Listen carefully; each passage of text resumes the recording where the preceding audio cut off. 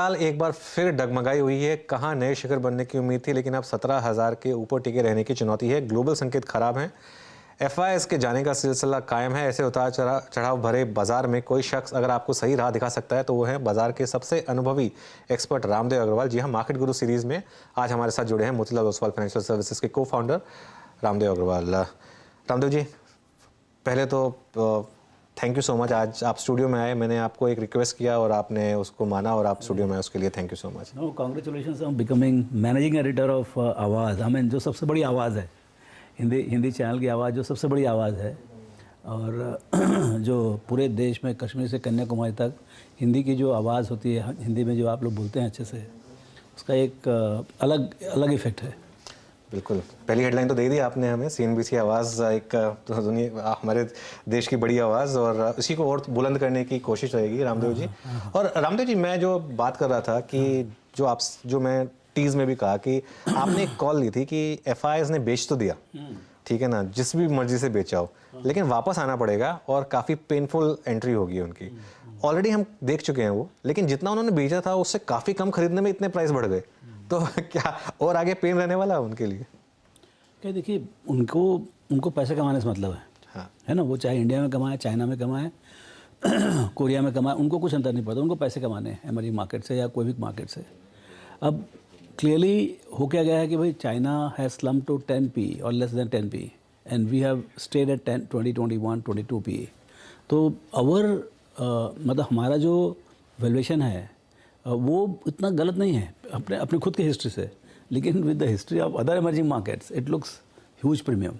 तो वो एक चैलेंज है। अब उसमें वो चैलेंज कभी ख़त्म हो सकता है जब हमारा कॉर्पोरेट अर्निंग्स ग्रोथ बहुत स्ट्रांग हो, है ना। तो अभी आज जैसे हेडलाइंस देखें कि मैं भी बात कर रहा था अपने हेड ऑफ रिसर्च से, तो बोलते एग्रीगेट तो लोअर आएगा, बिकॉज जो कमोडिटीज़ जो सिक्लिकल्स थे वो बहुत ऊंचाई में थे लास्ट ईयर, और अभी वापस बहुत काफ़ी नीचे आ गए। तो बेस इफेक्ट की वजह से? हाँ, तो base effect and clearly the earnings are also gone down. Okay, मतलब जो स्टील कंपनीज हो रहे हैं 60, 70, 80% लोअर, एल्यूमिनियम कंपनी है, सो वो सब जो इंडेक्स में है उसके कारण से क्या है कि ईयर ऑन ईयर एग्रीगेट में तो थोड़ा वीक दिखेगा, लेकिन सेक्टरल चर्न होगा। सो बहुत डिवाइड हो जाएगा in the sense that earnings कुछ में 50-60% डिक्लाइन आएगा, जैसे ऑयल एंड गैस है, आपका कमोडिटीज़ हैं, उसमें डिक्लाइन आएगा, लेकिन काफ़ी कुछ मेकअप हो जाएगा banking, financial services, automobile, users of commodities and also. aggregate में doesn't look bad, sorry, aggregate में looks bad, but sectoral divide is going to be quite interesting. Users of commodities में इस समय आपको फोकस करना चाहिए। तो यूजर्स ऑफ कमोडिटीज में ऑटोज आता है, जैसे एफएमसीजी आता है, और 2-3 सेक्टर्स आते हैं, सब में रिकवरी आएगा, लेकिन जिसका बेस बहुत खराब था, जैसे कंज्यूमर्स में क्या उतना बेस खराब नहीं होता जनरली, तो उसमें 12-15% जैसे आएगा, लेकिन जैसे आपका ऑटोमोबाइल है वो सिक्लिकल है, तो उसको बहुत खराब था, तो 300%, 400% ऐसा ग्रोथ आएगा। लेकिन ऑलरेडी क्या स्टॉक्स ने एब्जॉर्ब कर लिया इसको? बहुत कुछ एब्जॉर्ब कर लिया है, बहुत कुछ एब्जॉर्ब कर लिया है। सो उसी कारण से आप देखना कि जब बहुत अच्छे नंबर आते हैं, मंथली नंबर्स वगैरह, तो the spike is very limited now, already more than because there very fewer and fewer sectors are doing well. तो ये जो कॉर्पोरेट अर्निंग्स ग्रोथ है वही हमारा, मतलब ultimately will get premium, but premium on the growth. यदि growth नहीं आया, so then we are on the losing wicket. मतलब आप बिना अर्निंग्स ग्रोथ के आप जो है 22 पी कर लो, 25 पी कर लो, 30 पी कर लो, वो आपकी मर्जी है। मतलब FIs will keep selling, I can tell you this. हाँ, लेकिन FIs will compel to come back with double force if my corporate earnings growth are very strong. तो जो रिटेल इस समय आपको सुन रहा है, वो आप बोलेंगे कि एफआई की सेलिंग से आप घबराना नहीं है और इस डिक्लाइन में वापस बाय करना है। या डिक्लाइन में देन ग्रोथ सेक्टर्स जो वो खरीदें आप, ग्रोथ सेक्टर्स। जैसे आपका अभी ऐसा लगता है बीएफएसआई अभी तो पहला फर्स्ट लेग है ग्रोथ का, और मतलब क्रेडिट कॉस्ट अभी नीचे होने चालू हुए हैं, क्रेडिट ग्रोथ आया अभी, ये जो क्रेडिट कॉस्ट और नीचे आएगा, ऑपरेटिंग लेवरेज आएगा जब ग्रोथ आएगा, तो जैसे आपको 16% तो सिस्टम ग्रोथ हो गया, तो इसका इफेक्ट जो है पूरे बैंक्स में, एनबीएफसीज में सब आगे दिखेगा। तो उसका जो ऑपरेटिंग लेवरेज आएगा, भाई 20%, 25% आप ग्रो करो तो ऑपरेटिंग लेवरेज आएगा ही आएगा, तो उसका सबका इफेक्ट अभी आगे दिखेगा। तो और बैंकिंग में थोड़ा वैल्यूएशन कंफर्ट भी है। मैं देख रहा था कि रीजनेबल, इतना ज़्यादा तकलीफ से बाहर आ रहा है कि लोगों को डर लगता है कि ज़्यादा बेट करेंगे नहीं करेंगे। लेकिन वो जो बैंकिंग में मेरी मधु से बात हो रही थी, मधु केला से, उन्होंने कहा था कि बैंकिंग में जो पिछले 10 साल में पेन देखी है एसेट क्वालिटी को लेके, वो हाईएस्ट थी, और अब वापस ऐसी पेन आना मुश्किल है। आप मानते हैं उस बात को, क्योंकि वहाँ पर एक लैंडिंग हुआ ही नहीं ना। सी लैंडिंग हुआ नहीं है। कोविड के पहले भी काफ़ी सफाई हुई है। हाँ। और कोविड ने तो जो अल्टीमेट स्ट्रेस टेस्ट हो गया, मतलब बैंकिंग सेक्टर में कोई बचा ही नहीं, बिना लैंड किए एक बार और सफाई हो गई। तो अब मतलब भाई आपको नए बुक तो खड़ा करने पड़ेंगे ना, जिसमें आप और गलतियां करेंगे वो।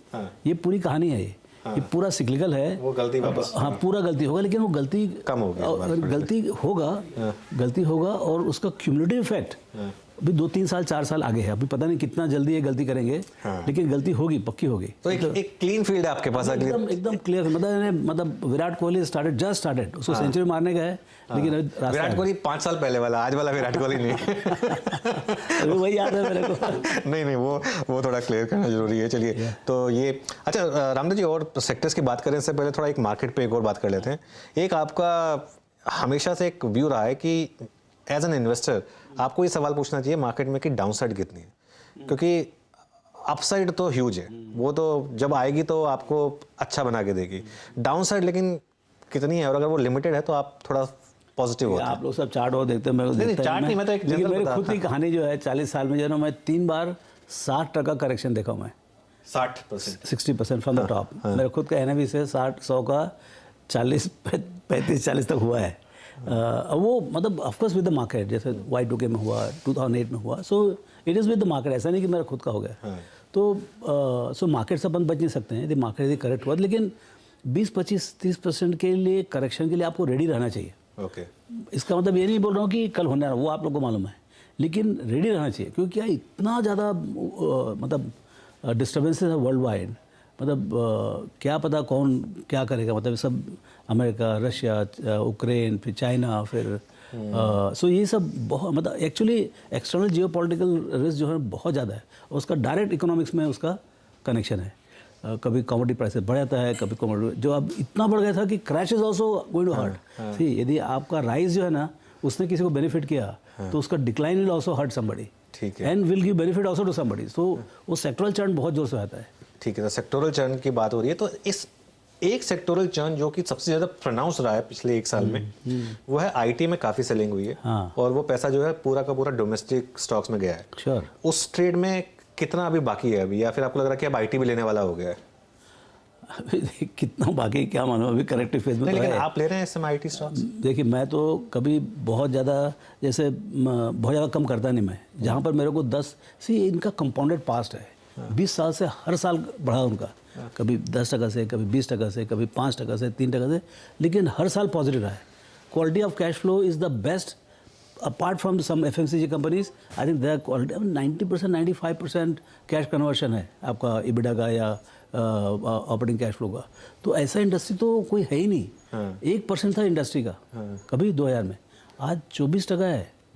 तो ये इंडस्ट्री को आप मतलब ठीक है, हर चीज़ ऊपर नीचे होता है, लेकिन आप पोर्टफोलियो से बाहर ना रखें। अब आपकी श्रद्धा है कि भाई 10% रखेंगे, 12% रखेंगे, 15% रखेंगे, जिसने बहुत सस्ते में खरीदा है, बहुत सस्ते में जिसने खरीदा उसको तो छूना भी नहीं चाहिए। अच्छा, तकलीफ ये है कि हम बहुत महंगे में खरीदते हैं कई बार। तो 600% स्टॉक भागे थे, जैसे माइंट्री का जैसे स्टॉक। हाँ नहीं जो मतलब जैसे IPO के आए हुए हैं, 15-20 साल से बैठे हुए हैं, दादाजी ने दिया था, बापू जी ने दिया था, वो लोगों को तो छूने काम ही नहीं है। अच्छा, हाँ, लेकिन जो मतलब जो बाजार का जो बेनिफिट लेना चाहते हैं ट्रेंड से, clearly they can be little cautious about the current trend. Nasdaq का थोड़ा बॉटम सा होगा, अभी कितना 2% मतलब US में जो बोलते हैं हमको 2% इन्फ्लेशन चाहिए, तो रिसेशन में बात होती है। अब जब आएगा तब मालूम पड़ेगा, आज के बोलने से थोड़ी मालूम पड़ता है। सर्दी में गर्मी नहीं मालूम पड़ती, गर्मी में सर्दी नहीं मालूम पड़ती। तो वो जो इफेक्ट है 2% इन्फ्लेशन का, वो बहुत दुखदाई होगा।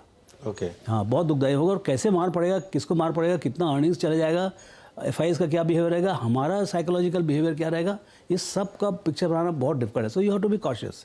ठीक है, तो BFSI में बहुत बड़ा सेक्टर है BFSI। तो उसमें आपको लग रहा है कि सेकुलर एक अपॉर्चुनिटी है, या जैसे कॉर्पोरेट बैंक्स पे फोकस करें, जैसे ICICI बैंक, आप मुझ पर आप स्टॉक स्पेसिफिक बात नहीं करेंगे, लेकिन जैसे ICICI बैंक, SBI जैसे स्टॉक्स ने लीड किया है, HDFC और कोटक ने थोड़ा अंडर परफॉर्म किया है, जो थोड़े पहले आउट परफॉर्म कर रहे थे, और थोड़ी सी NBFC में मिक्स ट्रेंड रहा है, बजाज फाइनेंस एक अलग लेवल पे आउट परफॉर्म कर रहा है, गोल्ड फाइनेंस स्टॉक्स ऑलमोस्ट लो पे चल रहे हैं। तो उसमें कैसे, या तो कोई फंड के थ्रू इन्वेस्ट करें, या कैसे मतलब इसमें इन्वेस्ट करें फिर? भाई देखिए, स्टॉक सिलेक्शन में आप जा रहे हैं तो फिर हर बैंक का अपना डायनेमिज्म है कि भाई लीडरशिप किधर खड़ी है। हर कंपनी में क्या हो रहा है कि जो लीडरशिप जो है and what is the outlook for the continuity of the current leadership, ये बहुत ज़्यादा प्ले कर रहे हैं in the forward P multiples.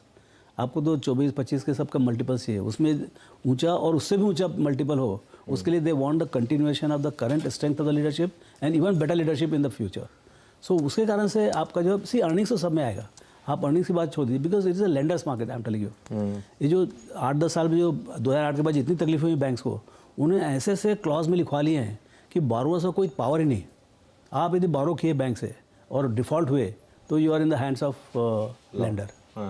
मतलब लेंडर के पावर जो है लिटरली अनलिमिटेड हो गया है and credit demand is strong. So आपका जो क्रेडिट कॉस्ट है, जो क्रेडिट लॉस होगा वो बहुत कम होगा, और डिमांड तो रहेगी इकोनॉमी में। Economy if it has to grow at 7% with 5% inflation, 12% तो आप नॉर्मल जीडीपी की बात कर रहे हैं, तो 14-15% नॉर्मल क्रेडिट ग्रोथ होगा।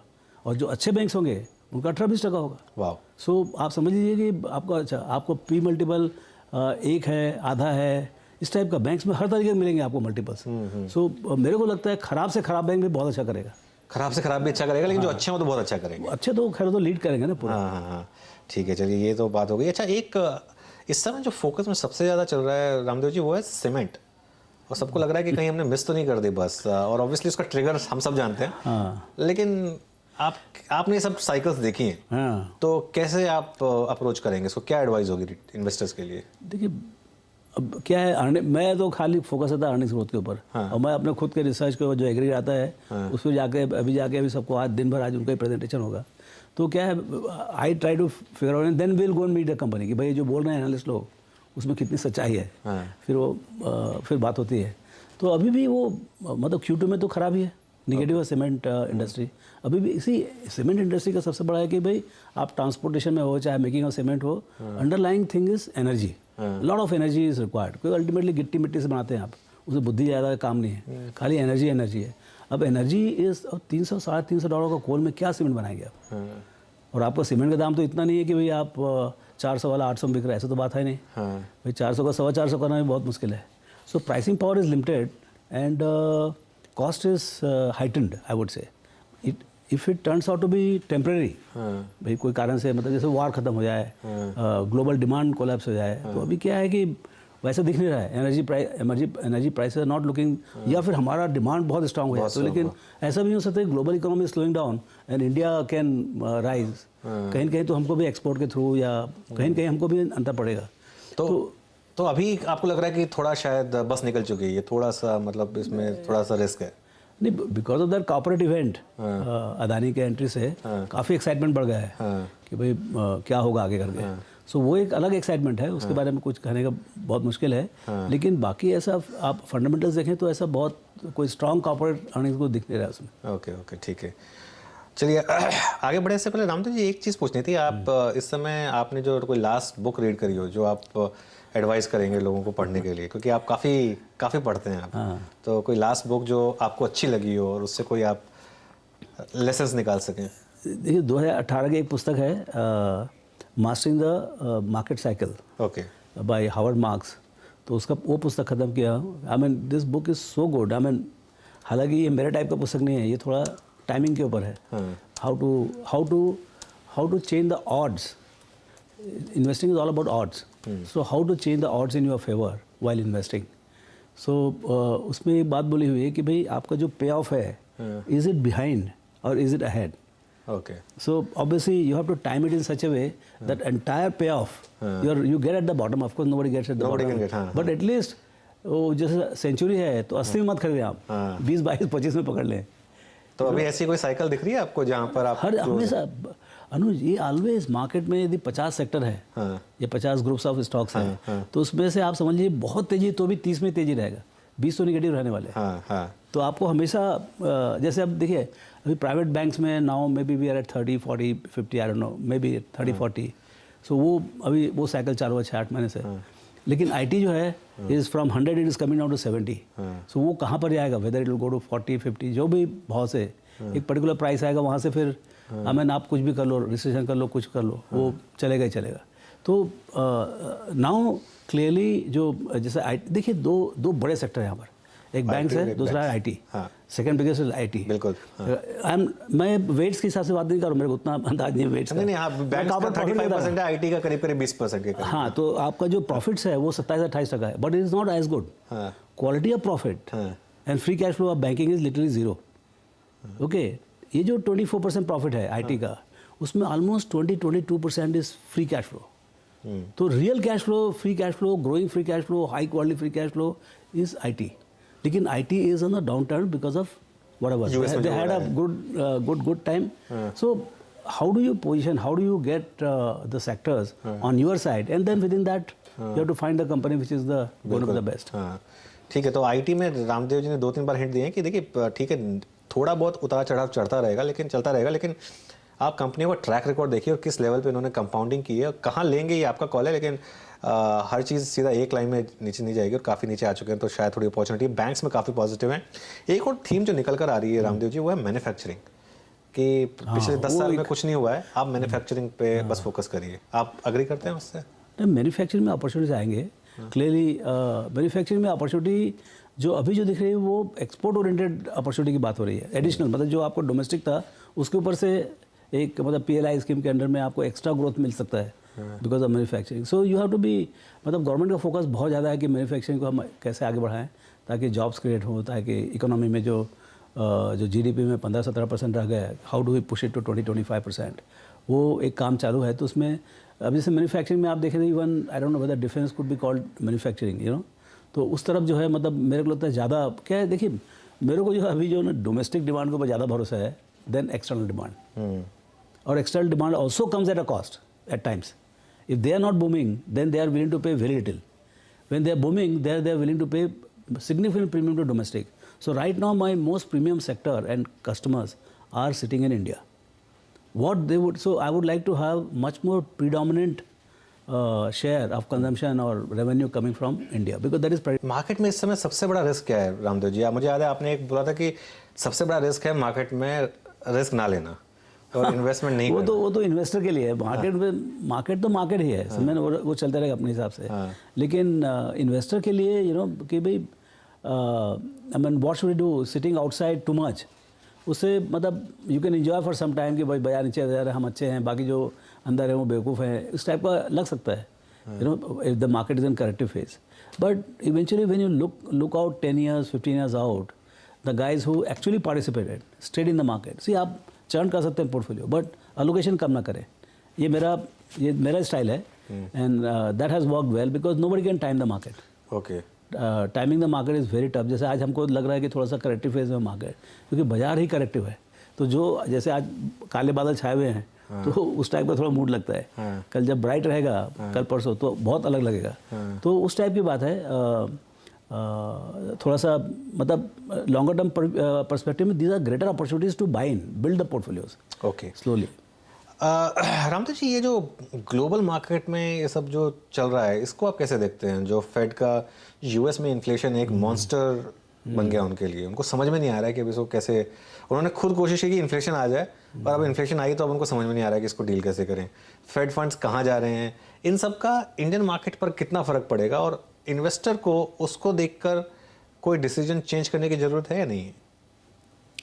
देखिए फ़र्क तो पड़ेगा। अच्छा, वो सेठ लोग हैं, समझे ना, तो वो दुनिया चला रहे हैं। डॉलर इज़ द प्री, हमें राइट नाउ आगे क्या होगा नहीं मालूम, अभी तो दे आर प्री इमिनेंट। उनका जो everything is benchmarked as dollar. तो यदि उनके इंटरेस्ट रेट्स और बढ़ते हैं significantly, so competitive currency has to be competitive, तो ये भी रेट्स रेस करेंगे। तो उसी कारण से जो कॉस्ट ऑफ बोरोइंग यहाँ पर होगा, लिक्विडिटी विल बी टाइटन। आप देखिए $100 बिलियन चला गया यहाँ से, more than $100 billion gone from 650 वे come to 532। So significant portion is actual outflow. Some portion, I think 50-60% is because of mark to market, but there is a $40-50 billion of loss of actual cash flow from here. So अब कितना बाकी है जाने का, तो liquidity तो will remain tight. मैं अपने CFO से पूछा था, there is a tightness in the liquidity, significant tightness in last 1.5 months. So cost of, so पैसे की कीमत से उतना अंतर नहीं पड़ता है जितना लिक्विडिटी से अंतर पड़ता है। अच्छा, ये जो फेड और ज़्यादा लिक्विडिटी बारे में बात नहीं करते हैं लोग। एक्चुअली आप जो उनके 3% से 3.5 कर दो, 4 कर दो, 4.5, मेरे को नहीं लगता उससे बहुत अंतर पड़ता है। The issue is how is the availability of money. जो क्यूटी की जो बात हो रही है. हाँ, जो क्यूटी हुई that is happening for the first time. Okay. That you want to withdraw $100 billion per month. Just 4 महीना पहले you are printing $100 billion. Now you are withdrawing $100 billion per month. तो उनके हाथ में बहुत सारे रस्सियां हैं कंट्रोल करने के लिए. They just want soft landing. They don't want to surprise the economy और destroy the economy what they built the full employment which is other objective. तो right now the objective is to cool down the inflation at cost of some amount of lower growth or slower growth or maybe recession, but not depression. See that there is a difference between recession and depression. Recession is slowing down of the growth, significant slowing down of the growth, but depression is like absolute. जो 1929 हाँ, 30 वो तो हो ही सकता है इतना paper. Now they learn print the money and the fire goes up in the economy. तो आपको लग रहा है कि एक थोड़ा डर उनको लगेगा कि ये बहुत ज़्यादा ही कर रहे हैं, हम थोड़ा सा अब इसको थोड़ा बंद कर दो. डेटा ड्रिवन है Anuj. It is very difficult to forecast where inflation is headed. जैसे सप्लाई साइड इशू था लॉजिस्टिक्स का. मेरे को कोई कंपनी वाले ने बोला कि China India trade 90% decline in the freight rate हो गया होता है. $6,000 वाला container is available for 600 and next month they are quoting 450. So, but India, Europe, India, US has declined by only 50%. तो अभी मैं कोई डेटा पढ़ रहा था कि US में जो पोर्ट्स जो कंजेशन थे वो सब मोरलेस ख़त्म हो गए. 90-95% पोर्ट कंजेशन इज़ ओवर. सो ये सब जो जैसे जैसे इकोनॉमी से होते आ रहा है everything is falling in place. You know, so when in next 2 months, 3 months, if the things fall in place, right now we are under major stress कि nothing can happen. मतलब we are extrapolating the current problem. ऐसा नहीं होने वाला है. Okay. Problem will get solved also. So you can be surprised when Fed might change the track. You know, data might switch and जैसे data बदलेगा उनके commentary बदलेंगे. ठीक है.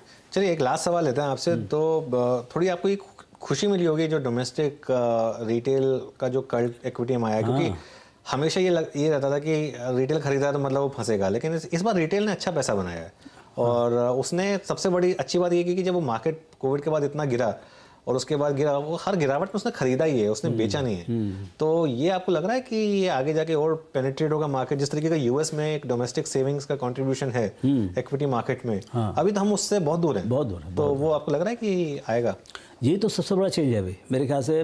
बाकी सब तो ठीक है, लेकिन जो रियल चेंज है मार्केट प्लेस में, स्ट्रक्चरल चेंज है.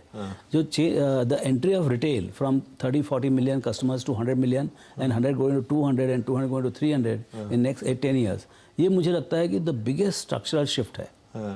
Okay, so one, the numbers will increase. Second, because the growing economy their disposal income will also go up. So पर ticket size will also grow.